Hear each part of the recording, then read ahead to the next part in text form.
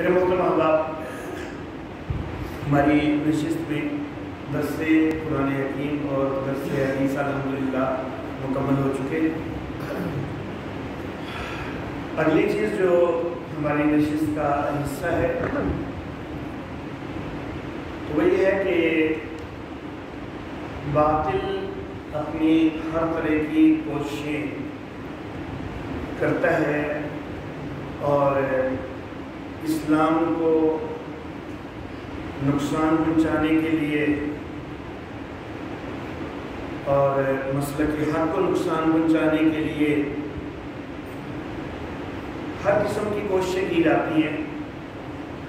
ہمیں اپنے نوجوانوں کو اس چیز پر بھی تیار کرنا ہوگا کہ اگر کوئی باطل کسی بھی صورت میں آئے تو ہمارے نوجوان وہ اس کو منہ توڑ جواب دے سکے۔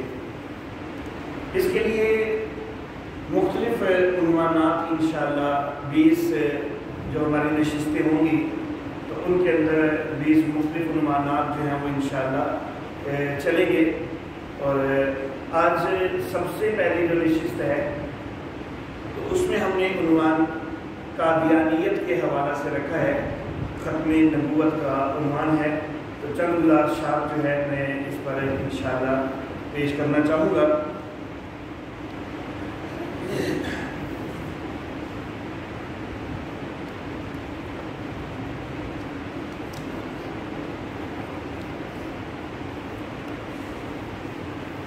الحمدللہ افراد تو کافی زیادہ تشریف لائے ہیں۔ یہ بہت اہم احباب جو ہیں وہ ایک پیج ہے، اپنے پیج تو صرف 20 میں نے کافی لگائے تھے۔ الحمدللہ اللہ کا شکر ہے کہ احباب کافی زیادہ ہیں، تو ہمارا 2-3 ساتھیوں کے درمیان ایک کاغذ ہو جائے تو وہ اس کو دیکھ سکیں گے۔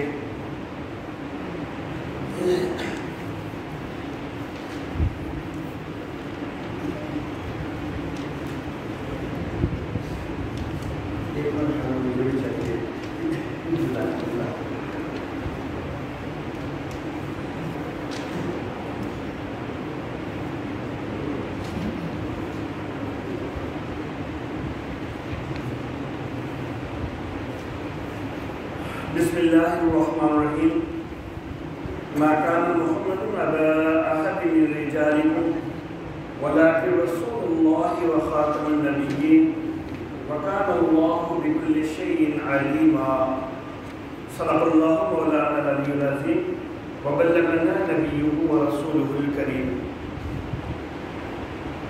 محمد تمہارے مردوں میں سے کسی کے باپ نہیں ہیں، اور لیکن وہ اللہ کے رسول ہیں اور خاتم النبیین ہیں، اور اللہ ہر چیز کو جاننے والا ہے۔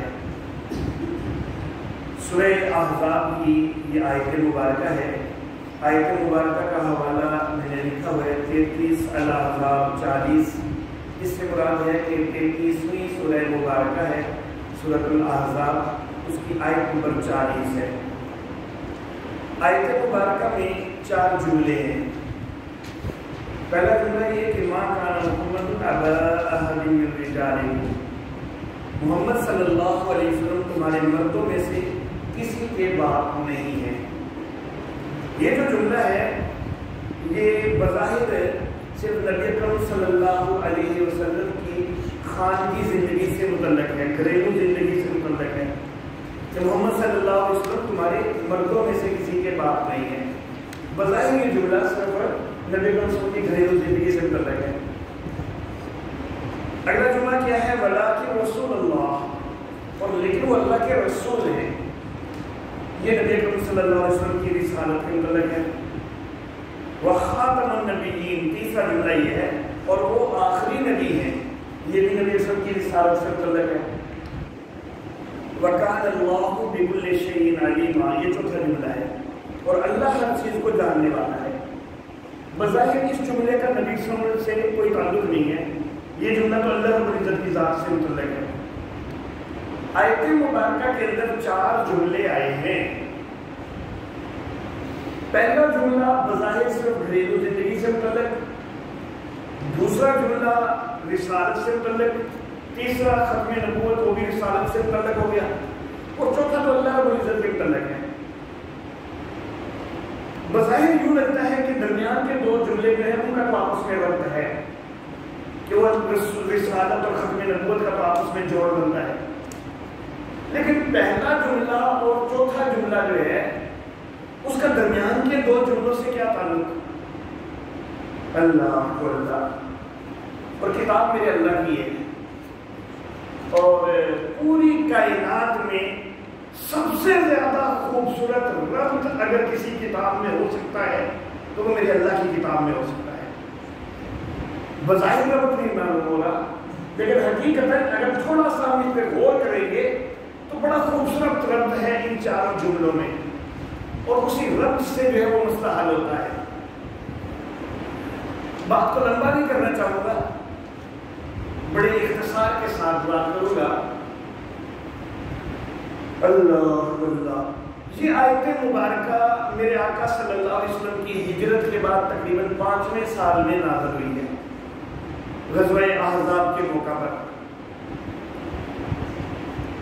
اور نبی اکرم صلی اللہ علیہ وآلہ وسلم کے اس وقت تک 2 صاحبزادے پیدا ہو کے فوت ہو چکے تھے۔ تیسرے صاحبزادے ابراہیم وہ اس آیت مبارکہ کے بعد جا کے پیدا ہوئے۔ عام طور پر لوگوں میں معروف ہے کہ نبی اکرم صلی اللہ علیہ وسلم کے 4 صاحبزادے ہیں، لیکن وہ بات درست نہیں ہے۔ تحقیقی بات یہی ہے کہ نبی اکرم صلی اللہ علیہ وسلم کے 3 صاحبزادے ہیں، قاسم، عبداللہ اور ابراہیم۔ وہ جو طیب اور طاہر 2 نام ملتے ہیں نا، وہ اصل میں عبداللہ کے 2 لقب ہیں۔ تو بہرحال قاسم اور عبداللہ پیدا ہو کے فوت ہو چکے ہیں، ابراہیم ابھی پیدا نہیں ہوئے جس وقت یہ آیت مبارکہ نازل ہوئی ہے۔ تو آیت مبارکہ میں کہا گیا کہ محمد صلی اللہ علیہ وسلم تمہارے مردوں میں سے کسی کے باپ نہیں ہے۔ 2 بچے پیدا تو ہوئے تھے، لیکن 3 سال سے چھوٹی چھوٹی عمر میں فوت ہو گئے۔ اور آگے آیت مبارکہ کے لفظوں سے اندازہ ہو رہا ہے کہ جب اللہ نے کہہ دیا محمد تمہارے مردوں میں سے کسی کے باپ نہیں ہے، تو آگے بھی اندازہ ہو رہا ہے کہ شاید نبی اکرم صلی اللہ علیہ وسلم کا کوئی بچہ جوانی تک نہیں پہنچنے والا، مردوں میں سے کسی کے باپ ہے ہی نہیں میرے آقا۔ اللہ اللہ، حضرت زید بن حارثہ رضی اللہ تعالی عنہ، یہ حضرت خدیجہ رضی اللہ تعالی عنہ کے غلام تھے، اور حضرت خدیجہ رضی اللہ تعالی عنہ نے ان کو نبی اکرم صلی اللہ علیہ وسلم کو تحفے میں دے دیا تھا۔ بات تو لمبی چوڑی ہے، میں اختصار کر کے آگے نکلتا ہوں۔ نبی اکرم صلی اللہ علیہ وسلم نے ان کو اپنا بیٹا بنا لیا تھا۔ خود اپنی اولاد جو ہے وہ تو 2 بچے پیدا ہوئے اور فوت ہو گئے۔ زید بن حارثہ کو میرے آقا نے اپنا بیٹا بنایا ہے، اور یہ نبوت سے پہلے کی بات ہے، ابھی میرے آقا نبی نہیں بنے، نبوت سے پہلے کی بات ہے۔ کتنے سال پہلے یہ کوئی پتہ نہیں کہ جب بیٹا بنا لیا گیا۔ 15 سال کے اندر اندر حضرت خدیجہ سے نکاح اور نبوت میں 15 سال ہے درمیان میں۔ ان 15 سالوں میں کہیں یہ واقعہ پیش آیا ہے کہ نبی اکرم صلی اللہ علیہ وسلم نے زید بن حارثہ کو اپنا بیٹا بنا لیا۔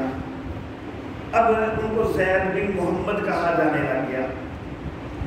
نبی اکرم صلی اللہ علیہ وسلم کو اللہ نے نبی بنا دیا، نبوت عطا فرما دی۔ 13 سال مکی دور اس میں زید بن محمد ہی کہا جاتا رہا۔ مدینہ کی طرف ہجرت کر کے 5 سال وہاں پر بھی زید بن محمد ہی کہا جاتا رہا، یعنی 18 سال تک زید بن محمد کہا جا رہا ہے نبی اکرم صلی اللہ علیہ وسلم کے اس منہ بولے بیٹے کو۔ 18 سال ایک بچہ ہمارے پاس رہے، اس سے کتنا انس ہو جاتا ہے، کتنی محبت ہو جاتی ہے، جس کو اپنے بیٹے کی حیثیت سے اپنے پاس رکھا ہوا ہو۔ لیکن اللہ رب العزت کی طرف سے ایک حکم آ گیا سورہ احزاب میں کہ ادعوہم لآبائہم، کہ جو منہ بولے بیٹے ہوتے ہیں ان کو ان کے حقیقی باپوں کے نام سے ہی پکارا کرو، زید بن محمد آئندہ نہیں کہنا۔ اللہ اللہ، اب نبی اکرم صلی اللہ علیہ وسلم کے لیے اپنے جو بچے ہیں وہ پہلے فوت ہو گئے چھوٹی عمر میں، ایک کو بیٹا بنایا ہے، کم از کم 18 سال اس کو زید بن محمد کہا گیا ہے، نبوت سے پہلے کتنے سال کہا گیا وہ اس سے زائد ہے وہ پتہ نہیں، 5 سال پہلے تھا، 10 سال پہلے تھا، لیکن کم از کم 18 سال تو ہیں۔ اب 18 سال کم از کم جس کو زید بن محمد کہا گیا ہے، اچانک حکم ہو جائے کہ آئندہ اس کو زید بن حارثہ ہی کہنا، زید بن محمد نہیں کہنا، تو نبی اکرم صلی اللہ علیہ وسلم کے دل میں کچھ پریشانی تو آئے گی نا کہ میری اپنی اولاد جو ہے اس کے متعلق بھی اللہ فرما رہے ہیں کہ محمد تمہارے مردوں میں سے کسی کے باپ ہے ہی نہیں، اور جس کو میں نے بیٹا بنایا ہوا ہے وہ جوان مرد ہو چکا ہے، لیکن اس کو بیٹا کہنے کی ممانعت ہو گئی ہے، اس کو بیٹا کہہ نہیں سکتا میں، اس کو زید بن محمد نہیں کہنا، زید بن حارثہ کہنا ہے، تو طبیعت تھوڑی سی پریشان ہوتی ہے نا میرے آقا کی، تو اللہ نے تسلی دینے کے لیے یہ آیت مبارکہ نازل فرمائی۔ تسلی دیتے ہوئے اللہ نے فرمایا کہ محمد صلی اللہ علیہ وسلم کے کوئی بیٹے مردوں کی عمر تک پہنچنے والے نہیں ہیں، لیکن میرے محبوب کو پریشان ہونے کی ضرورت نہیں، وہ تو اللہ کے رسول ہیں، اور رسول ساری امت کا روحانی باپ ہوا کرتا ہے، حقیقی بیٹا کوئی نہیں ہے جوانی کی عمر تک جو پہنچا ہو، لیکن محمد کو بیٹوں کی کمی بھی کوئی نہیں ہے، محمد کا بیٹا صدیق موجود ہے، محمد کا بیٹا عمر فاروق موجود ہے، محمد کا بیٹا علی موجود ہے، عثمان ذو النورین موجود ہے، محمد کا بیٹا طلحہ موجود ہے، محمد کا بیٹا زبیر موجود ہے، محمد کا بیٹا عبد الرحمن موجود ہے، محمد کا بیٹا سعد موجود ہے، محمد کا بیٹا سعید موجود ہے، محمد کا بیٹا ابو عبیدہ بن جراح موجود ہے، محمد کے تو وہ بیٹے موجود ہیں کہ جن کو دنیا میں جنتوں کی بشارتیں مل رہی ہیں، محمد کو اس پہ پریشان نہیں ہونا چاہیے صلی اللہ علیہ وسلم۔ اللہ اللہ بیٹے ہوا کرتے ہیں اپنے علاقے میں، لیکن وہ سلمان فارس سے اٹھ کے آیا وہ محمد کا بیٹا، وہ بلال حبشہ سے اٹھ کے آیا وہ محمد کا بیٹا، وہ سہیل روم سے اٹھ کے آیا وہ محمد کا بیٹا۔ محمد صلی اللہ علیہ وسلم کو بیٹوں کی کمی تو نہیں ہے، سونے محبوب پریشان نہیں ہونا، اگر آپ کا کوئی بیٹا جوانی کی عمر تک نہیں پہنچا تو آپ اللہ کے رسول تو ہیں نا، تو رسول ساری امت کے روحانی باپ ہوا کرتے ہیں۔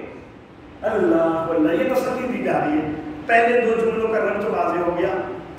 اللہ اللہ تسلی کو آگے اللہ اور بڑھاتے ہیں کہ نبی پہلے بھی تھے، پہلے نبی بھی اپنی اپنی امتوں کے روحانی باپ ہوا کرتے تھے، لیکن امتیں ایک محدود وقت کے لیے ہوا کرتی تھی، اگلا نبی آ گیا، پہلے نبی کی امت ختم ہو گئی، لیکن سونے محمد آپ کے بیٹوں کا سلسلہ تو قیامت تک جاری رہنا ہے، کیونکہ آپ تو خاتم النبیین ہیں، آپ خاتم النبیین ہیں، آپ کے بعد کوئی نبی آنے والا ہی نہیں ہے، قیامت تک آپ کی ساری روحانی امت وہ آپ کے بیٹے ہوں گی، آپ کو پریشان ہونے کی ضرورت کوئی نہیں ہے۔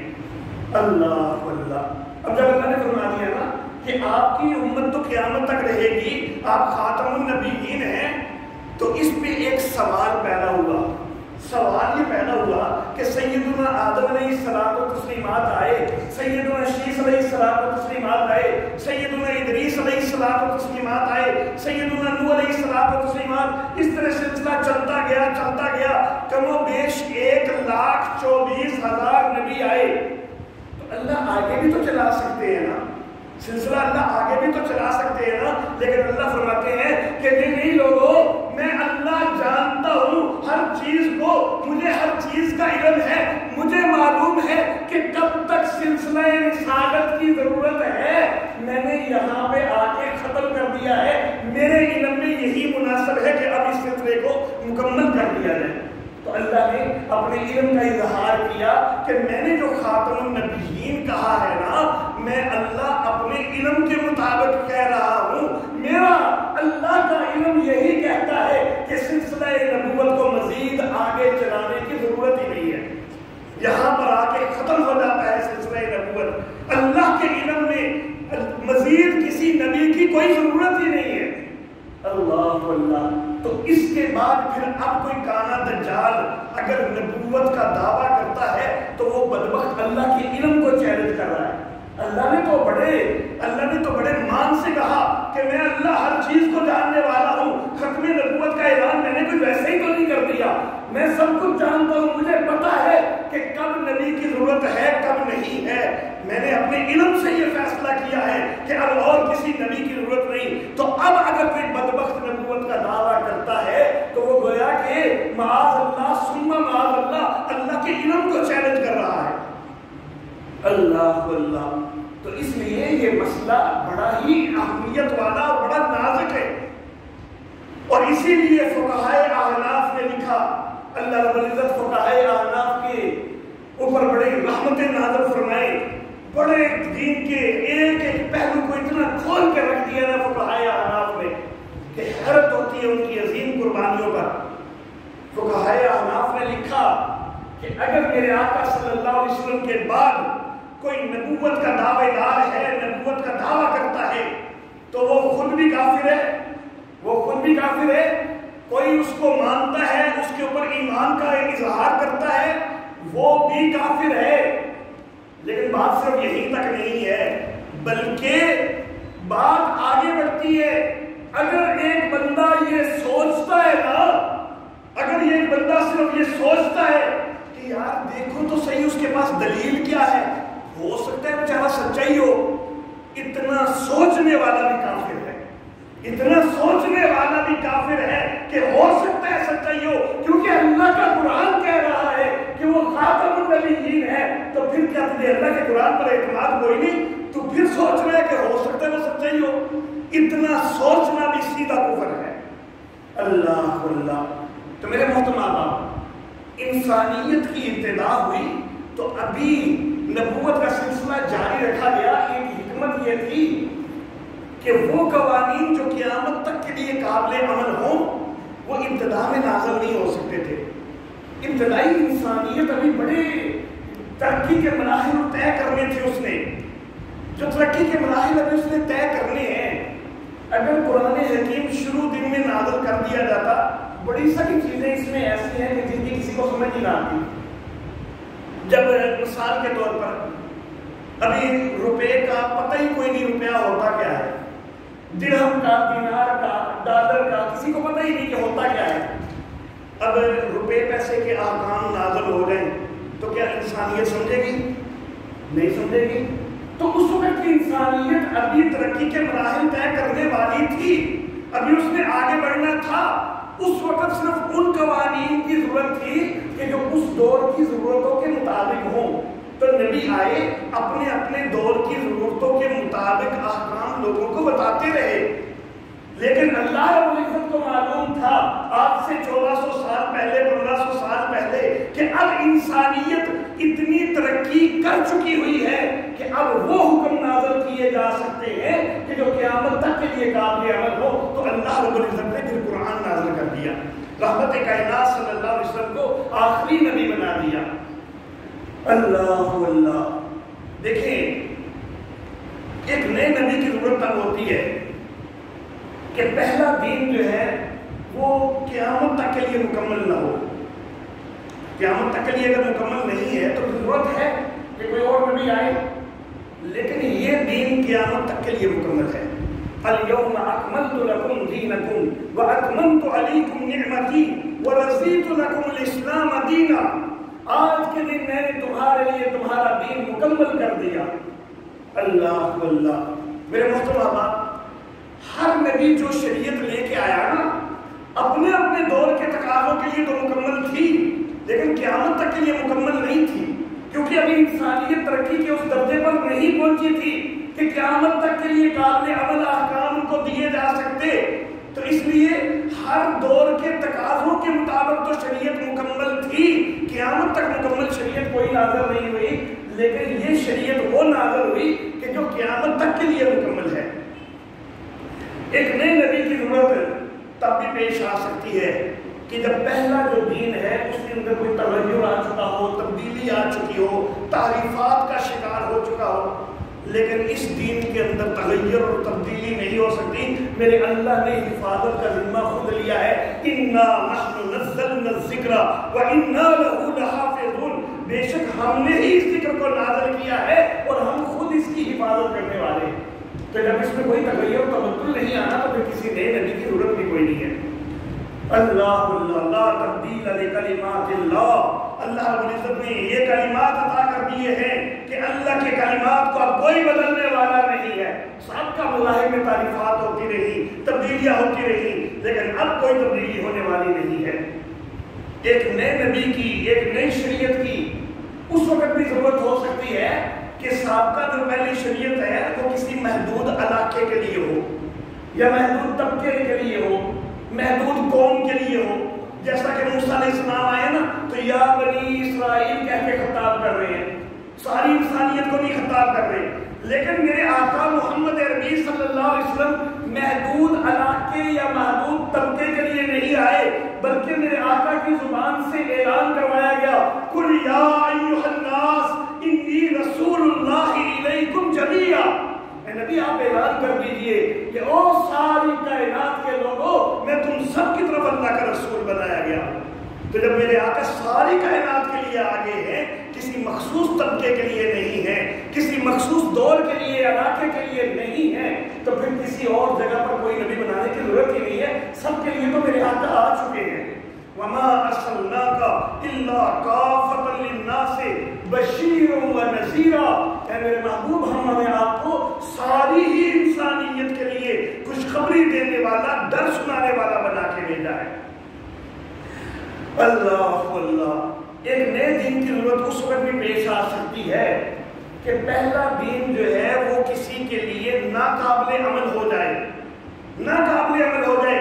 لیکن شریعت اسلامیہ کبھی ناقابل عمل نہیں ہو سکتی، کیونکہ میرے اللہ فرماتے ہیں کہ لا یکلف اللہ نفسا الا وسعها. ہم نے اس شریعت کو اتنا آسان رکھا ہے، کسی نفس کو اس کی وسعت سے بڑھ کر ہم نے پابند کیا ہی نہیں ہے.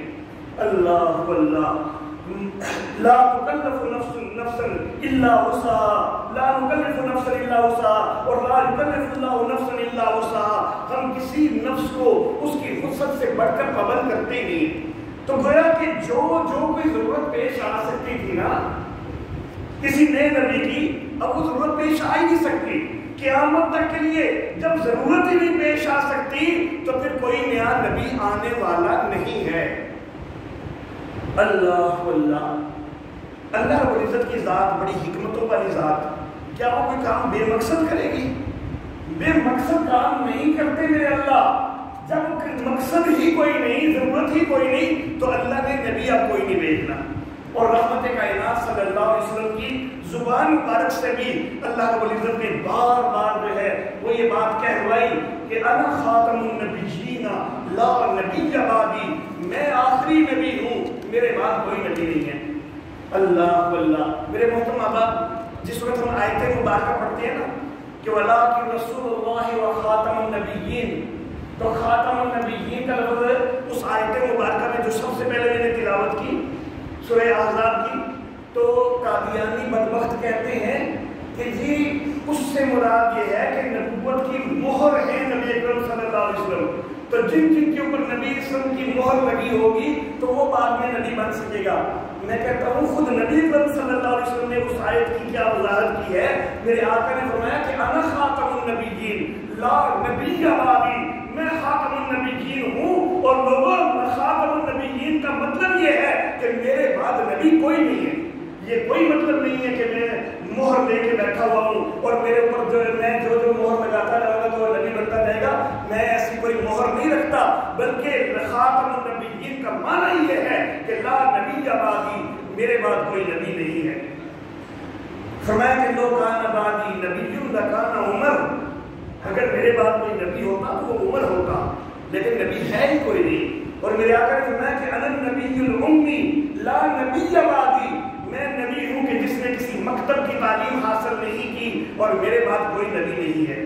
اور میرے آقا صلی اللہ علیہ وسلم نے فرمایا کہ میری مثال نبیوں میں ایسی ہے کہ جیسے ایک آدمی نے ایک اچھا مکان بنایا لیکن ایک اینٹ کی جگہ چھوڑ دی. اللہ اللہ، لوگ اس کو چاروں طرف سے دیکھتے، بھالتے، اس کی بناوٹ پہ خوش ہوتے، لیکن کہتے کہ کیا اچھا ہوتا کہ یہ ایک اینٹ بھی لگا دی جاتی. تو میرے آقا نے فرمایا کہ میں اس آخری اینٹ کی جگہ، وہ نبوت کے محل کی آخری اینٹ میں ہوں، میرے بعد کوئی اور اینٹ نہیں آنے والی، کوئی اور نہیں لگنے والی. اللہ اللہ، میرے محترم احباب، جس وقت ہم گھر تعمیر کرتے ہیں نا تو ہم نقشہ بنواتے ہیں کسی اچھے نقشہ نویس سے، اور اچھے نقشہ نویس نے جو نقشہ بنایا ہو اس سے اگر کمی کریں تو تب بھی خرابی ہوتی ہے، اس پر اضافہ کریں تب بھی خرابی ہوتی ہے۔ اور جب نقشے بنانے والا میرا اللہ ہے اور نقشہ بھی نبوت کے محل کا ہے اور وہ میرے اللہ نے یہاں پر مکمل کر دیا ہے، تو نہ اس سے کوئی کمی ہو سکتی ہے نہ اس پر اضافہ ہو سکتا ہے۔ اللہ اللہ، میرے محترم احباب، میرے آقا نے یہ بھی فرمایا کہ بنی اسرائیل کی قیادت انبیاء کیا کرتے تھے۔ جب کوئی نبی فوت ہو جاتا تو دوسرا نبی اس کا جانشین ہوا کرتا تھا، لیکن میرے بعد کوئی نبی نہیں ہوگا بلکہ خلفاء ہوں گے۔ اور میرے آقا صلی اللہ علیہ وسلم نے 6 چیزیں گنوائیں کہ ان 6 چیزوں کے اندر مجھے فضیلت دی گئی ہے، اور فرمایا کہ ان میں سے ایک چیز جو ہے آپ نے یہ فرمائی جو آخری چیز کہ میرے ساتھ نبیوں کا سلسلہ ختم کیا گیا ہے، اس چیز میں مجھے امتیاز دیا گیا ہے۔ اور فرمایا کہ بے شک رسالت اور نبوت ختم ہو چکی ہے، بس میرے بعد نہ کوئی نبی ہوگا نہ کوئی رسول ہوگا۔ اور فرمایا کہ میں محمد ہوں اور میں احمد ہوں، میں ماہی ہوں۔ پھر ماہی کی وضاحت کی کہ جس کے ذریعے کفر کو محو کیا جائے گا، کفر کو ختم کیا جائے گا، اور میں حاشر ہوں۔ اور پھر حاشر کی وضاحت کی کہ اب میرے بعد لوگ حشر میں جمع کیے جائیں گے، یعنی میرے بعد کوئی نبی نہیں آئے گا، میرے اور حشر کے درمیان اور کوئی نبی نہیں ہے۔ اور پھر فرمایا کہ میں عاقب ہوں، اور عاقب کی بھی وضاحت فرمائی کہ میرے بعد کوئی نبی نہیں ہوگا، یہ عاقب کا مطلب ہے۔ اللہ اللہ۔ اور میرے آقا صلی اللہ علیہ وسلم نے سیدنا علی المرتضیٰ رضی اللہ تعالیٰ عنہ کو مخاطب کرتے ہوئے فرمایا کہ علی میری اور تیری نسبت ایسے ہی ہے کہ جس طرح موسیٰ اور ہارون کی نسبت تھی، لیکن موسیٰ کے ساتھ تو ہارون نبی تھے نا، میرے بعد نبی کوئی نہیں ہے، یہ فرق ہے۔ ویسے تو میری اور تیری نسبت موسیٰ اور ہارون جیسی ہے، لیکن نبوت نہیں ہے جس طرح ہارون کے پاس نبوت تھی۔ اور میرے آقا نے فرمایا کہ بے شک اللہ نے کوئی نبی ایسا نہیں بھیجا کہ جس نے اپنی امت کو دجال سے ڈرایا نہ ہو۔ میں اب آخری نبی ہوں اور تم آپ امتوں میں سے آخری امت ہو، تو اب اس دجال نے تمہارے اندر ہی نکلنا ہے۔ اور میرے آقا نے فرمایا کہ میں اللہ رب العزت کے نزدیک اس وقت بھی نبیوں کو ختم کرنے والا تھا کہ جب ابھی آدم پورے طور پر پیدا بھی نہیں ہوئے تھے، یعنی میری ختم نبوت کا اس وقت بھی فیصلہ موجود تھا کہ جب آدم علیہ السلام کو بھی بنایا بھی نہیں گیا پوری طرح، تب بھی اللہ کا یہ فیصلہ تھا کہ محمد صلی اللہ علیہ وسلم آخری نبی ہوں گے۔ تو میرے محترم احباب، آپ کے پاس یہ اوراق بھی آ گئے، اور یہ دلائل جو ہیں ان کو اچھی طرح یاد کر لیجئے، ان کو ذہن نشین کر لیجئے، تاکہ کوئی بدبخت قادیانی جو ہے وہ آپ کے ساتھ بحث کرے، مناظرہ کرے، تو آپ اس کو منہ توڑ جواب دے سکیں۔ وآخر دعوانا ان الحمد للہ رب العالمین۔